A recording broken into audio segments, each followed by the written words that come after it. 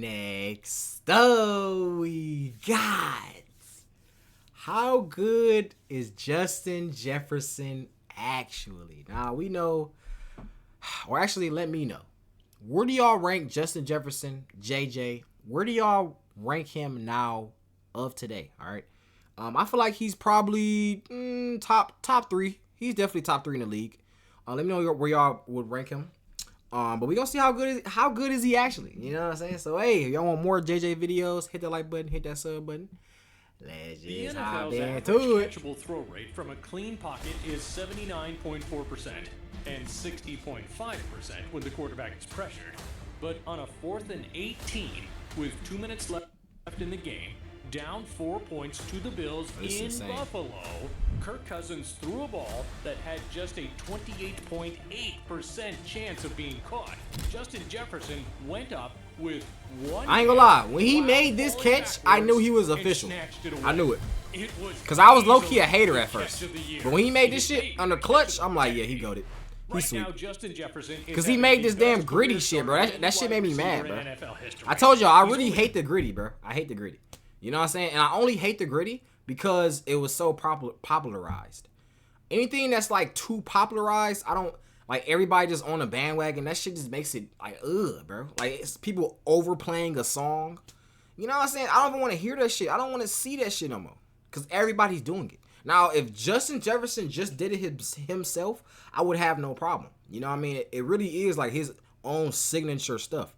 But the whole, like, bro, what was it, like 2023, 2022? The whole entire league was spamming the gritty, bro. And they couldn't even do it right. That's what made it worse. They was dumb. They looked stupid as fuck. Jefferson is having the best career start of Leave it to JJ, bro, please. In NFL history. He's only 24, but he's putting together a resume that's already broken records. How soon will he become the undisputed GOAT receiver? Most say the best receiver the Vikings ever had arrived there in 1998. But a few were starting to wonder if the best Vikings receiver was actually born the following year. June 16th, 1999, Justin Jamal Jefferson hails from the greater New Orleans area. In high school, Jefferson was only a 3-star recruit. He wasn't even considered one of the top 300 best wide receivers in the nation. Luckily, living in Louisiana, LSU was right in his backyard, and this was where Jefferson committed to play. His older brother Jordan Jefferson was also just like at LSU when Justin was still in grade school. Justin started developing his football IQ early while watching film with his older brother. His high level of field awareness would later make him the player he is today. However, his college career started off in the gutter. In his freshman year, he only played in 2 games and didn't record a single catch. But Jefferson picked things up quickly the next season and became the Tigers' leading receiver with 54 receptions for 875 yards and 6 touchdowns in 2018. Okay, almost 1,000 yards. In 2 yards. games that season, he went over the 100-yard mark. In 2019, Jefferson stepped it up even more. 111 receptions for 1,540 yards and 18 touchdowns. Justin Jefferson had turned himself into a legitimate draft prospect and declared for the 2020 NFL Draft, though he wasn't as sought after as you would think. Not a single wide receiver went in the top 10, and 4 receivers came off the board before him. Henry Ruggs at 12th overall, Jerry Jeudy at 15th, CeeDee Lamb at 17th, and Jalen Reagor at 21st. Minnesota didn't realize how lucky they were getting Justin Jefferson at 22nd. The Louisiana kid would move north for his chance in the league. Dang, imagine Justin Jefferson was on the Cowboys. Ooh, that would have been insane. It would have been the same shit. Because it's kind of the same as CeeDee Lamb right now, bro, to be honest. Because, honestly, both of these teams are just wasting their time, their talent, bro. All right, Justin Jefferson is just the greatest player on his team, and he can't win. Okay, so it's tough. He's just wasted talent, bro. You know what I'm saying? Same with CeeDee Lamb. He's a great player, but you know, fucking Cowgirls. 22nd, the Louisiana kid would move north for his chance in the league. And as soon as Justin Jefferson suited up with the Vikings, he put Minnesota on notice. Word was that the best wide receiver to put on a Vikings uniform was Randy Moss, and he lit up the land of 10,000 lakes in his first year. Moss's 17 receiving touchdowns his rookie year led the league in 1998. That's crazy. And though Jefferson only had 7 touchdowns his first year, he beat Moss in everything else. In the same amount of games, his 88 receptions surpassed Moss's 69 receptions. And his 1,400 receiving yards was higher than Moss's 1,313. Is this nigga better than... Jefferson still found room for improvement. In his second year, he had over 100 receptions, something Moss didn't do until his 5th year. And Jefferson was averaging 95.1 yards per game. Moss didn't average over 90 a game until his 6th year. Whoa. The comparisons will be there for a while. Whoa. Granted, Moss was 6'4" and 2. Whoa. Is Justin Jefferson better than Randy Moss? Let me know in the comments. Under 10 pounds, Jefferson is just 6'1" and 195, but he doesn't play like it. He plays much bigger, like he has a cheat code against NFL defenses. Even Randy Moss has said Jefferson is the best receiver in the league today. You can see how his high IQ makes a big impact on the field. 6'1" isn't necessarily small, but it sure isn't the tallest when it comes to receivers. That's facts. Jefferson knew coming into the NFL don't show no Lions clips. No, oh my God. Would need to be better than everyone else's. And it seems like he has put the work in. Even can dominate any and every route. This is a result of his dedication in the film room, where he studies the strengths and weaknesses of individual defenders and coverages with his teammate Adam Thielen, who is 9 years older. Now, Justin Jefferson has been so unstoppable that some defenders give up and just try holding him. Hey, that's Take a 5-yard penalty and call it a win. Come on, bro. And that's a veteran cornerback. Come on, yo. That's embarrassing. There it is. Listen, I don't mind that. But Jefferson will still make defenders pay. He has enough strength to break free from a hold and make a play on the ball. How about when the defender jams him at the line and holds him and manages to do so without getting a flag? Can Jefferson then be stopped? No, he's a route finisher. And he doesn't just run the route, he completes it with the ball caught securely in his hands. So in those first 2 seasons in Minnesota, Jefferson was praised as an outstanding talent. But why did it feel like he wasn't getting enough credit? Well, his numbers were great, but he's been on a Minnesota team that went 7-9 and 8-9 his first 2 seasons, missing the playoffs. And since no one was seeing him come playoff time, Jefferson was only able to make his big plays in the regular season. Then the 2022 season came around, and it was time for Justin Jefferson to put the whole league on notice. He started off with a bang.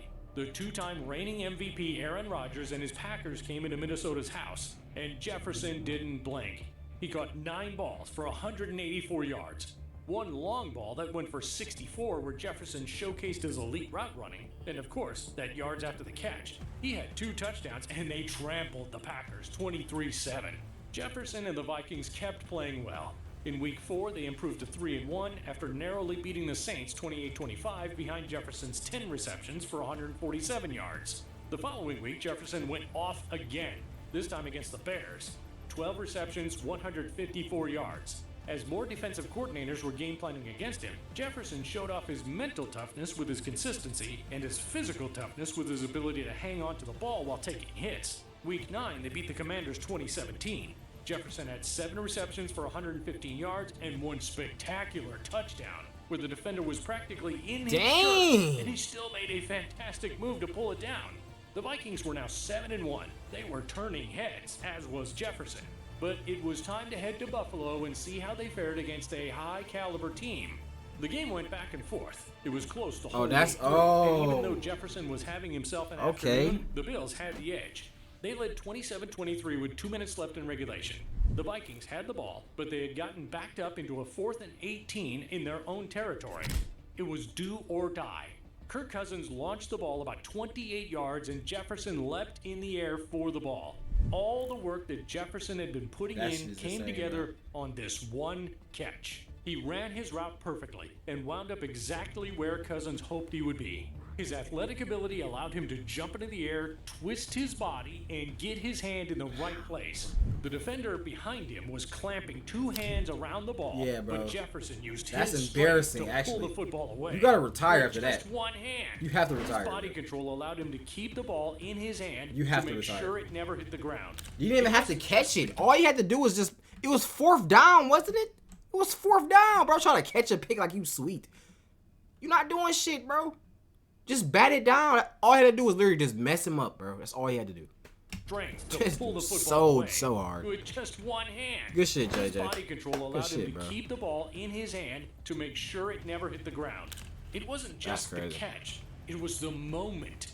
It was grab this ball or lose the game. Max. After the Vikings converted, the wild game continued, which led to overtime, and the Vikings winning 33-30 and improving to 8-1.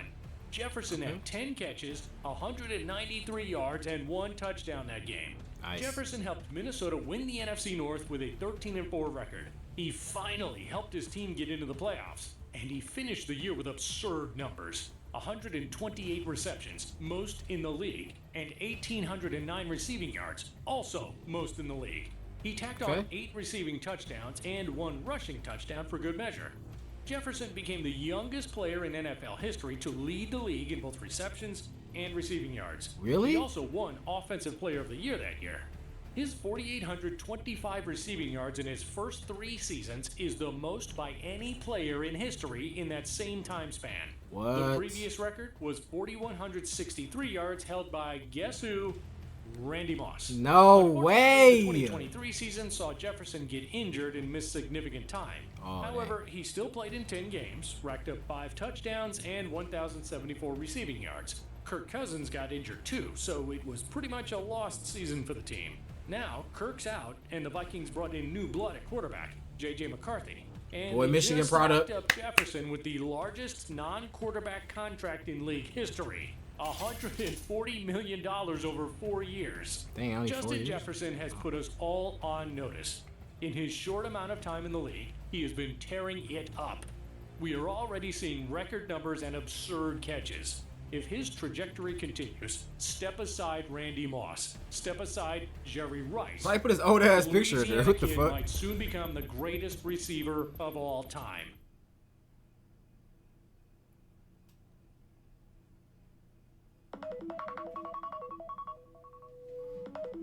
Y'all lucky.